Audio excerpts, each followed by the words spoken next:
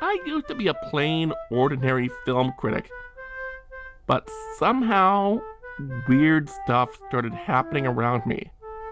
I found a childhood toy who rules an underground kingdom from out of my basement.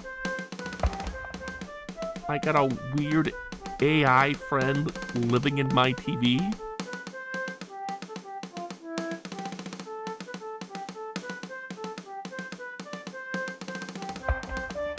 I fought a giant straight out of a kid's storybook and met a magical winter elf. But right now, I'm being forced to complete a checklist of TV and movie genres so I can save all of existence with the power of snarky film commentary. It's July, so you know what that means. Our July 4th special will come out very late. Yeah. But on the bright side, Captain America. You know how every year we do something Captain America related? Well, this year we're not doing that. Why the fuck not? This Time War has gone on long enough. It's time we took some drastic action. Nobody, I repeat, nobody wants to hear you sing. I was talking about a double reckoning. I don't think that's a good idea. Tough. I am sick and tired of getting screwed.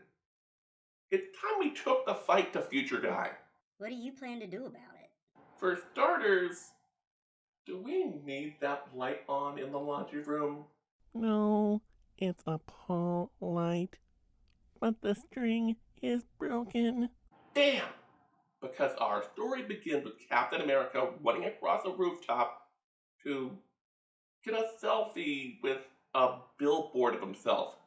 Then he jumps off the roof. He starts talking to the camera and says, "Hey, you! Stop wasting energy." Then the camera pans over to the fence, which is graffitied with wanted posters for the thermal thief, the wattage waster, and the cold air crook. Villains so lame they couldn't find jobs in Marvel Hostess ads from the 70s. Cut to this kid walking home from school. Captain America appears out of nowhere and starts narrating like Robert Stack in an episode of Unsolved Mysteries. Then he breaks into this kid's house. He beats up the bad guys by closing the door, turning off unneeded lights, and shutting the fridge. If Billy wasn't a latchkey kid, I bet his mom would have called the cops on Cap. It's a good thing they didn't choose Green Lantern for this. He might find his girlfriend in there. The villain defeated, Cap pats himself on the back. And that's it. That's our PSA. The worst part is, Cap had to do 9 takes. Why? Those other times, the cameraman was saving power by turning the camera off. Yes! Speaking of wasting power, our advertising and propaganda block is full. You get no credit for that. Anyway, on to a 1960s Captain America cartoon called The Origin of Captain America. Can you pretty please skip that damn history segment this time? No one wants to hear it. Okay, just this once. Our story begins with, well, it looks like some animator went out of their way to make this look like a colorized World War II propaganda film. If they put a black and white filter over this, it would be perfect, all the way down to the narrator, with all his talk of how if you were an able-bodied man back then, you'd be ordered to beat the shit out of Nazis. It seemed pretty authentic. Cut to the White House where the Secretary of Defense asks, "Hey, how's that super soldier program coming along?" The general says, "We're not sure it works. We're gonna try it on animals just to be on the safe side." Dr. Anderson says, "This is only a 17-minute cartoon.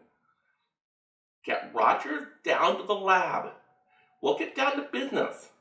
If it works, drinks are on me." So they go to this little antique shop, and man, Aunt May was old even in 1939. And She's pointing a shotgun at them. She said, "Get the hell out of my shop." They say something like, "The rooster crows at midnight." She giggles and says, "Oh, you goofy SHIELD agents, what am I gonna do with you?" They go upstairs and find Dr. Erskine in his lab. Rogers is raring to go. Erskine says, "Drink this." Rogers asks, "Wait, aren't serums usually injected?" Erskine tells him, "We can't show that on a kid's show." Rogers says, "Damn, because this stuff tastes worse than Crystal Pepsi." As Steve recovers, this guy bursts in and starts ranting about his own superiority before shooting Erskine. Steve goes Bruce Banner on the guy. He tries to flee but runs right into the path of the obligatory mad science machine that slowly vaporizes him. If that hat weren't a Nazi, I'd almost feel sorry for the guy. Steve says, "Dr. Erskine is dead. So I'm just one man when I was supposed to be the first of thousands. What do I do with my life?" The general says, "We were thinking we'd turn you into a propaganda weapon. Give you a flashy suit. Maybe a low-profile job at Camp Lehigh so no one would notice when we sent you away on Black Ops missions. Hell, you might even get to punch Hitler. What do you say?" Steve goes, well, it does beat playing second base for the Brooklyn Dodgers." A few weeks later, it's Steve's turn to babysit the Army's resident orphan, Bucky Barnes. The kid's going on and on about his new idol, the mysterious Captain America. A red alert siren goes off. Steve goes to his tent to change into his other uniform. Bucky comes in and says, "Hey Steve, can you help me find..." "Wait, you're Captain America?" Steve says, "Yup." Bucky says, "Now that I know your secret, there's only one thing you can do." Steve goes, "Yup, and it sucks because I don't want to kill you." Bucky says, no. Have you seen my test scores? If I weren't a minor, I'd be out in the field. Hey, I read this comic about a guy in a bat suit. If he can have a kid's sidekick..." Steve rolls his eyes and says, "Fine, fine, but no short shorts." Then they do typical superhero stuff, including a vacation to Catalina Island, where they come across a German sub launching an attack on US shore. They beat them up and send the explosives back with a lit fuse. Best 4th of July barbecue ever. Cut to across town at this theater. It turns out in the days before Penn and Teller, Americans had to make do with vaguely racist magician and his foreign friend. They do the most complicated trick out of the Great Fazoli's Junior Magic Kit, and now everyone thinks they can predict the destruction of US tanks. While all the other soldiers are going out on high security assignments, Steve and Bucky are assigned to escort the general to the show. They go backstage to do a security sweep. They come across this reporter trying to interview Sando. He gives her the whole "magicians never reveal their secret" line. So Cap and Bucky decide to change into costume, thinking he might talk to someone with a little bit more punch, but they can't find him. They do find a film projector, so they know how the trick is done. Cap goes out on stage. Sando says, "What the fuck are you doing here? I'm in the middle of my 5 o'clock show." Cap starts breaking things. Sando says, "I'll kill you for that." Cap says, "Well, that escalated quickly." Cap hears a woman scream. He runs to the dressing room to find that Bucky and the reporter have been captured. Bucky says, "I couldn't put up a fight. They said they'd kill her." She says, "I'm a SHIELD agent, dumbass." Cap asks, "What did this wannabe Yuri Geller do to piss you guys off?" Sando says, it might have something to do with me working for the Red Skull. The Major's at home reading a book. He's waiting for Steve and Bucky to pick him up, when who should come crawling through his window but good old Johann Schmidt himself. He says, hey Major, I just stopped by to say you're kind of out. By the time you reach for your gun, my mind gas will have flooded the room. Your memory is gonna be choked. Have a nice night. Back at the theater, Sando's goons are getting restless. They say, can we kill Cap now? Please? Sando says, well, we're supposed to wait for Red Skull, but as a wise man once said, what could possibly go wrong? And it's sort of like a fight scene from Batman 66 if the Joker's goons had firearms. But it doesn't matter because Cap, Bucky, and Agent 13 mop the floor with them. Steve and Bucky change into normal clothes to go check on Major Corey. They find out about the gas attacks and are told that all special projects will have to be shut down until he regains his memory. So they change back into costume and go on patrol, which makes the first change of clothes seem like a waste of time. Cap and Bucky split up. Bucky finds the lair first, but because he's a useless sidekick, he gets captured. A few moments later, the bad guys get a knock at the door. Mistaking it for pizza delivery, one of the goons opens it. Cap gives him the proper, correct, and polite greeting for a Nazi. His fist. Cap and Bucky make quick work of the goons, but Red Skull gets away. He goes back to his backup lair and starts gloating. Then we see he's got this notepad, which is either his frat boy Bang'em Bingo card or a hit list.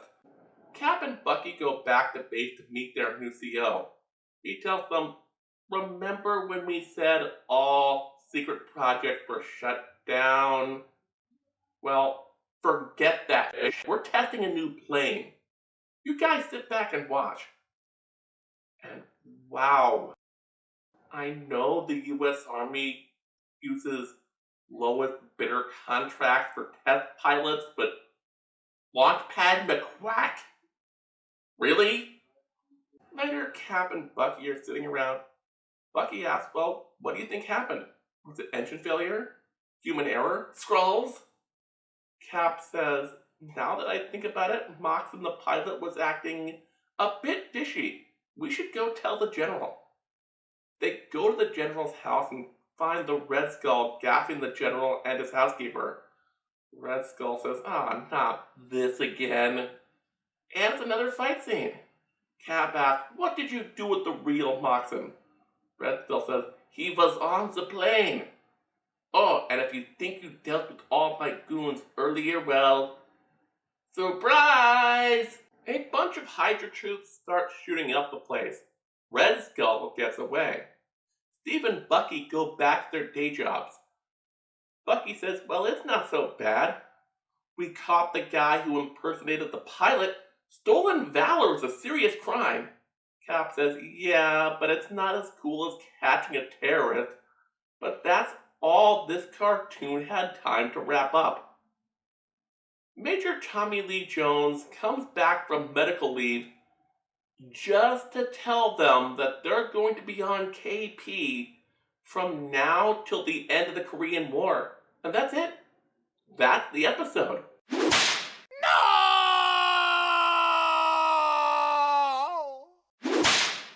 What the fuck was that? It was dear, complete and total. Say what you will. It was still better than Captain America in 1990. We had fun watching that one. No, we had fun while we were supposed to be watching that one. Oh, yeah. Oh, right. Okay, to get things back on topic. Is it just me, or did this feel like they took 3 stories, spliced them together, and didn't bother to see if any of it made sense? Just all willy-nilly throwing it together. Well, if you would let me do that history segment. No, we're not doing that. Now, shut up. Fine. Can you give me the rules for the next reckoning, please? Okay, give me animated shows, worst to best. Well, that's easy. Captain America literally traces Jack Kirby panels onto the screen. The dialogue comes right from the pen of Stan Lee. The former would be fine if it weren't such limited animation. But the dialogue. Look, I don't want to badmouth Stan Lee, but the man was not exactly a master of conversational dialogue. The second best? You mean second worst. And that's gotta be Garbage Pail Kids. Which means the best is.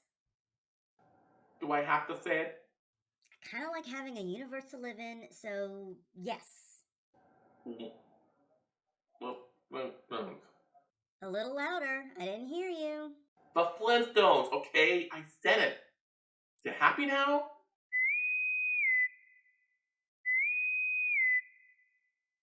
So, what's next? Well, considering this is a Captain America themed episode, we're obviously doing an episode of. Captain America the series. No, the 1981 Spider Man cartoon. Because that makes sense.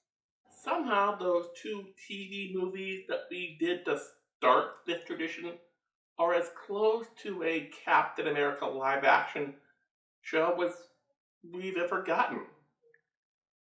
Assuming you don't count Agent Carter. Not true. What? Our story begins with. You can't do that! Our story begins on Thanksgiving 1989. Willard Scott and his assistant of the week prove they can't tell the difference between DC and Marvel characters as they introduce the float that is leading a new balloon. A certain amazing Spider-Man. Melba Moore comes out and starts singing, holding out for a hero. But then the float she's on is attacked by Magneto, Doctor Doom, Emma Frost, Green Goblin, and a few other villains who are low-key. I don't see any low-key variants. He said low key, not Loki. Oh, sorry. Because Marvel was able to find quite a few desperate out-of-work actors willing to take union scale plus time and a half to be away from their families on Thanksgiving, a slew of heroes rise up to fight them. I hope they included Black Panther. Sorry, no. What about She-Hulk? The reinforcements look like Spider-Man. Of course, they are celebrating his balloon. Doctor Strange, Luke Cage, Silver Surfer, Wolverine, Thor, Hulk, and Daredevil. Don't forget Cap. This might be Spidey's float, but Melba Moore seems to have a thing for the red, white, and blue. If you catch my drift. But does she finish the song? Yes, the heroes trounce the villains, who retreat into the tassels. And that's it. That's the parade float. That doesn't count. The counterboard says otherwise. It's a thing set in the past. You gotta be fucking kidding me. Just rank the shows you watch from least to most historically accurate. The least accurate of our contenders is Benji, Zax, and the Alien Prince. I love the show, but apart from the fact that there were shopkeepers who beat up homeless people in the 1980s, nothing about it was accurate. And you're saying supervillains attacking the Macy's parade was? Well, no. But if supervillains did exist, that's exactly the type of place they could go and be undetected. Everyone would think they were part of the act. Where else could they do that? The WWE? The Republican National Convention? What? No, you're right.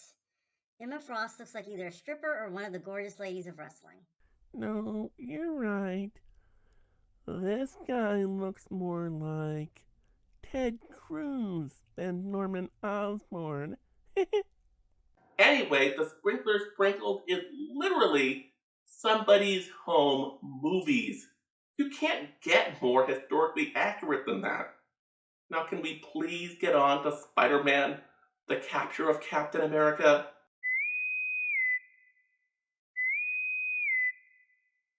Our story begins with some kids on their porch reading comics. One of them says, "Wouldn't it be cool if we could see the real Spider Man?" The older one says, well, it's 4 p.m., so look up. Like clockwork, Spider Man swings by and body slams into the back of a billboard on top of the Daily Bugle's roof. He flips over the top and sees Captain America on the front. Let me guess. Cap was there 5 minutes ago, warning kids about wasting energy. No. It's a picture of Cap shaking hands with J. Jonah Jameson. Peter attends the editorial conference. Jonah says Captain America is the greatest. He catches burglars, he beats up Nazis, he's the paragon of human virtue. Peter asks, this makes him different from Spider-Man. How exactly? Jonah says it's simple. I might not know who Cap is, but Uncle Sam does.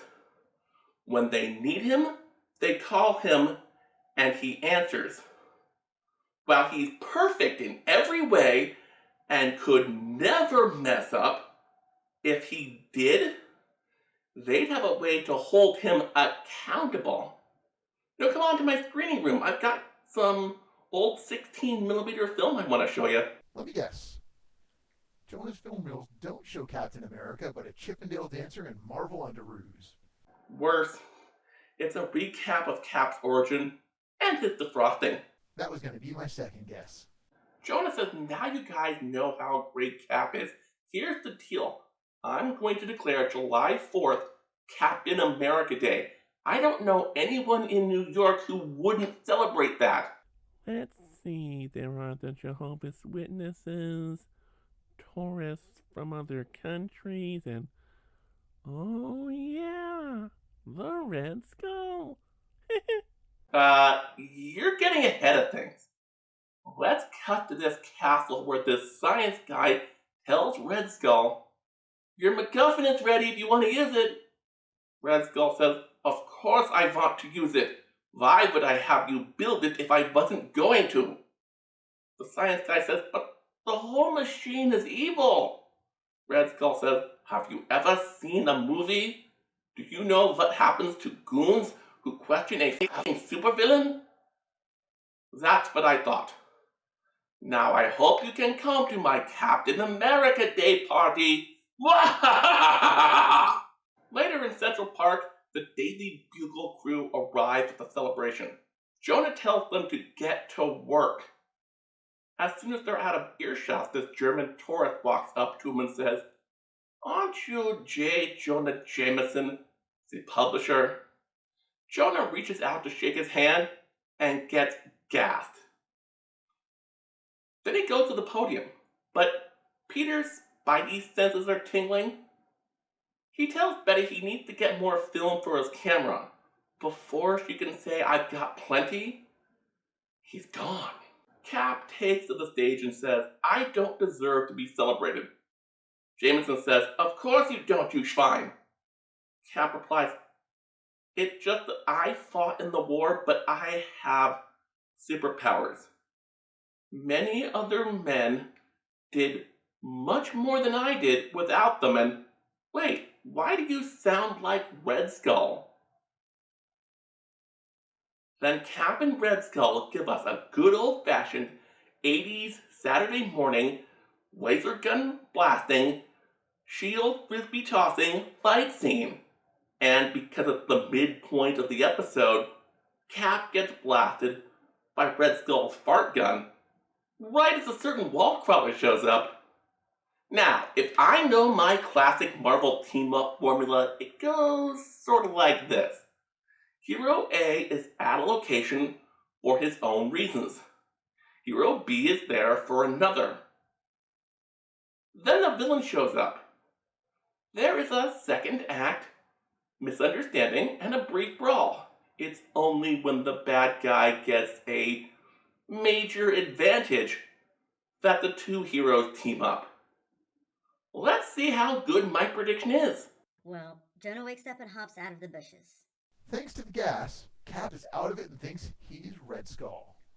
He tosses his shield and hits Spidey. Now they're both unconscious. A giant red space plane shows up. Red Skull deviates from formula, and it is a huge tactical mistake. Oh? Yeah, he only takes Cap. The still groggy Spider-Man has the presence of mind to plant a spider tracer on him.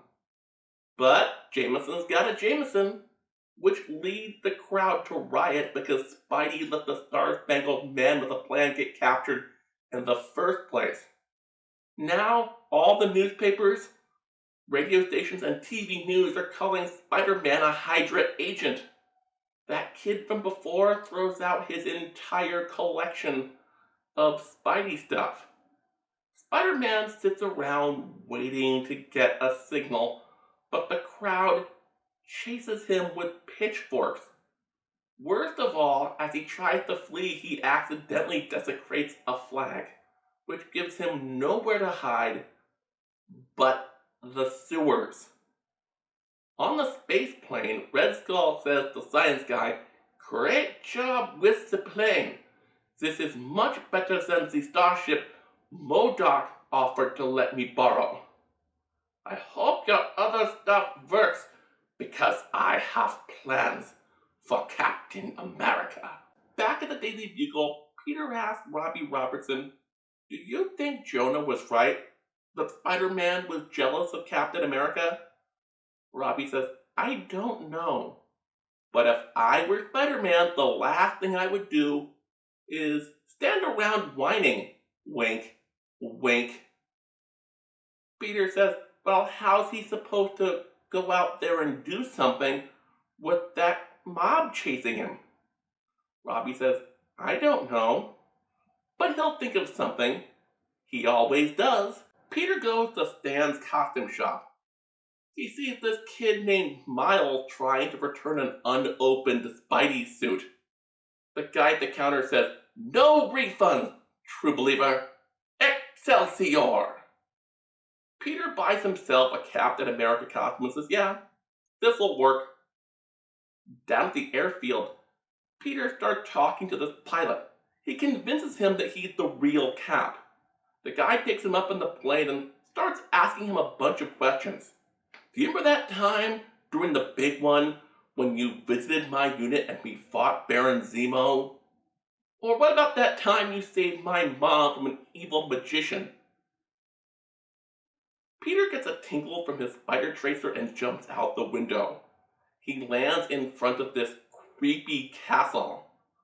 Unless that's supposed to be Belvedere Castle drawn really off model, there is no way this was in Central Park before now. If I were Spidey, this is where I would have been checking out the whole time. But maybe that's just me. Meanwhile, in the lab, Cap is waking up. He says, "Can we cut to the whole what's your evil plan thing?" Red Skull says, "It's better if I show you. This here is a cat and a dog. I'll just put them in this chamber and capsize. It's a Freaky Friday machine." Red Skull says, "Maybe." Cap says, "Let me guess. Once you swap us, you'll knock me out and hand me over to the cops. Then you'll start doing all sorts of Nazi shit as Captain America. Red Skull says. Well, it all sounds kind of stupid when you put it that way. Man, I hope Doc Ock never gets his hands on this technology while he's dying and... Oh, wait. Yeah. Captain Spider breaks in. The sensors detect him. Red Skull asks, Hey, Harvey, did you turn on the traps? Science Guy says, I thought you did. Did you want me to? Red Skull says, Well, it is what they're there for. Spidey fights a series of robots. One of them burns his costume off. Good thing for his secret identity that he wore his fireproof Spidey suit under his Captain America costume. Because that's totally normal. Capsuit's mouth is visible, but doesn't Spidey wear a full mask? Spidey finds the lab right as the swap is starting. He tosses the shield to Cap. Good old Steve kicks it into the air and it ricochets around the room until it bumps the off switch. Spidey goes to rescue Cap, giving Red Skull a chance to free himself. And arm the death ray mounted to his chest. Yeah, that's not good. Or is it? Spidey and Cap beat the snot out of Red Skull. They restrain him in the chair. They're about to call a SHIELD cleanup crew when Science Nerd turns the machine back on.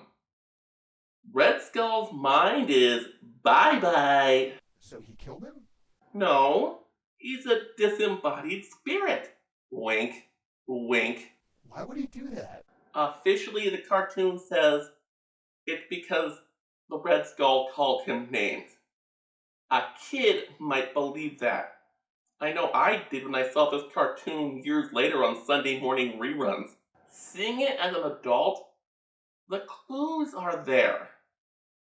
Science Guy's name was Neiman. He was a German who had no interest in working for the Red Skull. He believed science was supposed to be for the benefit of all humanity. There was a certain softness to his accent. Look, I know religion was sort of a forbidden subject on Saturday morning cartoons up until the mid-90s, but I think the implication is supposed to be this guy is Jewish.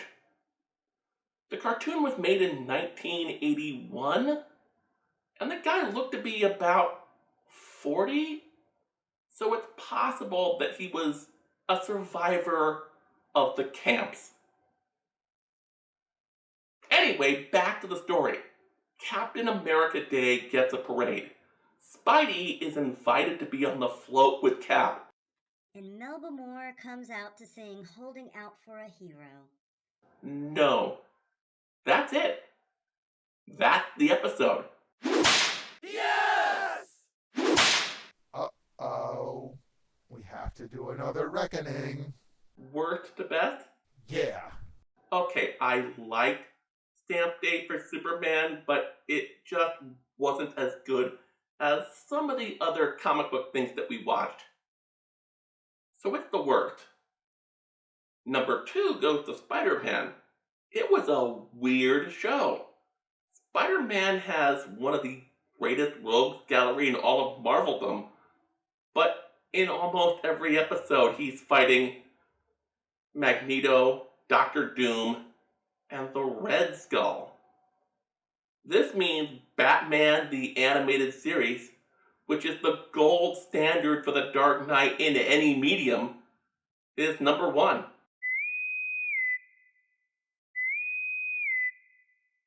So what are we watching next time?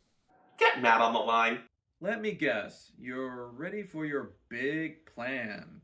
Yeah, I need ideas for things set in the future. I wish you could watch something like Star Trek. Okay, let's rock and roll.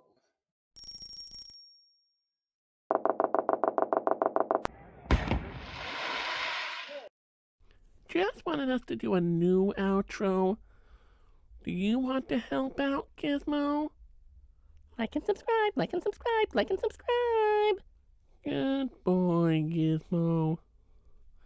And remember, to really help this channel grow, visit patreon.com/ParodyErrorFilms and become a patron today.